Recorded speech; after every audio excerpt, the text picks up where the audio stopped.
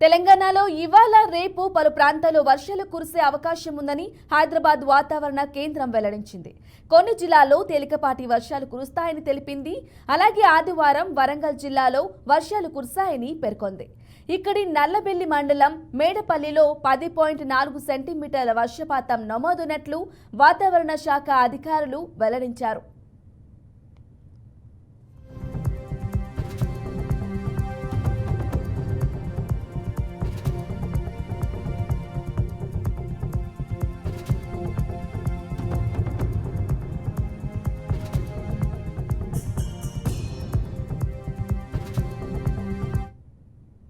నర్సంపేట మండలం లక్నేపల్లిలో 5.2, సంగారెడ్డి జిల్లా అందోలు మండలం అన్నాసాగర్లో 4.7, యాదాద్రి జిల్లా భువనగిరిలో 4.6, ములుగు జిల్లా కాసిందేవ్పేటలో 4.3, మెదక్ జిల్లా కౌడిపల్లిలో 4.3 సెంటీమీటర్ల వర్షం కురిసినట్లు అధికారులు చెప్పారు.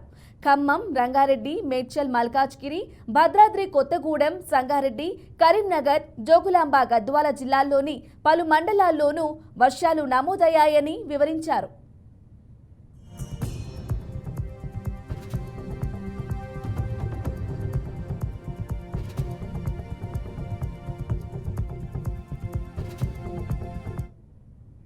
మరోవైపు నైరుతి రుతుపవనాలు ఆదివారం రోజున దేశంలోని నికోబార్ దీవులపైకి ప్రవేశించాయని భారత వాతావరణ విభాగం తెలిపింది. ఇవి ఈ నెల 31వ తేదీ వరకు కేరళ తీరాన్ని తాకుతాయని అంచనా వేస్తున్నట్లు ఐఎండీ అధికారులు వెల్లడించారు.